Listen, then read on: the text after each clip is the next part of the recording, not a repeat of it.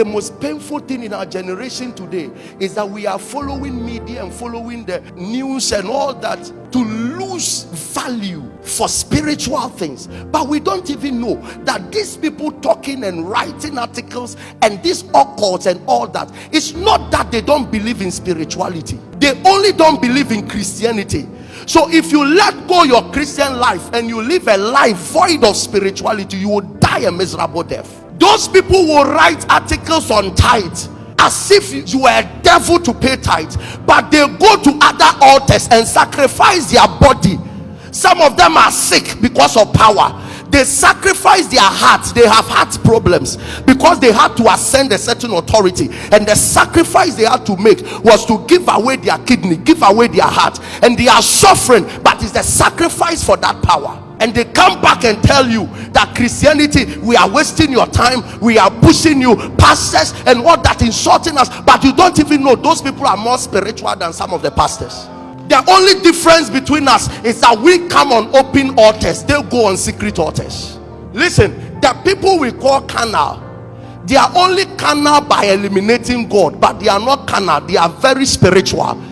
They are involving Satan in many things they do. That we rise up, most of us rise up from the bed, start makeup and walk away. You are going to meet a boss who've worshipped his idol for 3 hours in the night, and he comes in and see you holding a Bible, and he say, you people, you spiritual people, but he didn't hold a Bible. He held something. He drank blood. He sacrificed his son. He sacrificed his child. Some people sacrifice deadly things. Parents, they understand what sacrifice is, and they trivialize sacrifice before you. They just gave away their mother, but come to insult you that you gave away 10% of your money.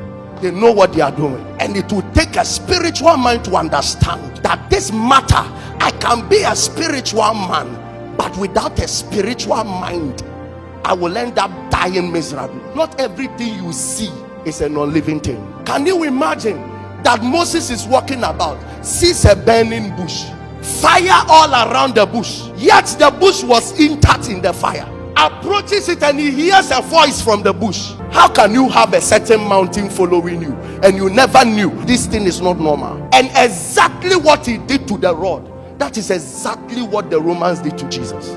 The Bible said, for he shall be smitten. The same way Moses smite the rod, that was the same way the rod came as flesh and blood, and the Bible said he was smitten. And when he smite the rod, water came out. Water signifies life. When he died, out of his resurrection we have life.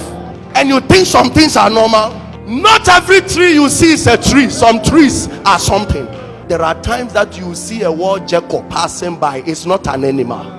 You will find a snake walking about. It's not a snake. If thought he was talking to an innocent serpent, he didn't know he was talking to somebody seeking for his power. Carnality will always push you to a place where God is there, but you can't see God is there. Carnality is intentionally closing your life from all the realities of who God is. Your ability to walk God out of matters.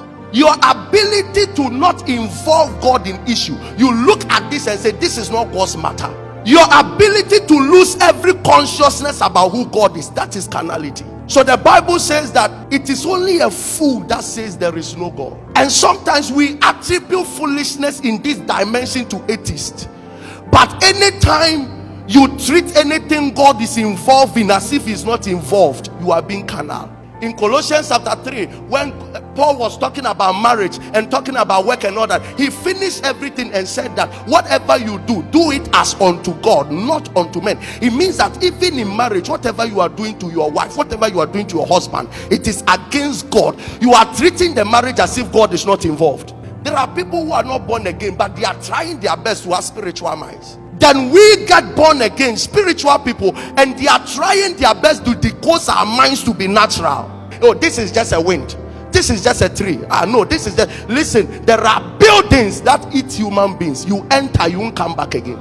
There are forests people entered and the forest disappeared. The Bible says that on the judgment day, the sea will give up the people it swallowed. It means that the sea captures some people. They are there right now, and it would only God that would demand their souls back. So what makes you think that the sea is normal?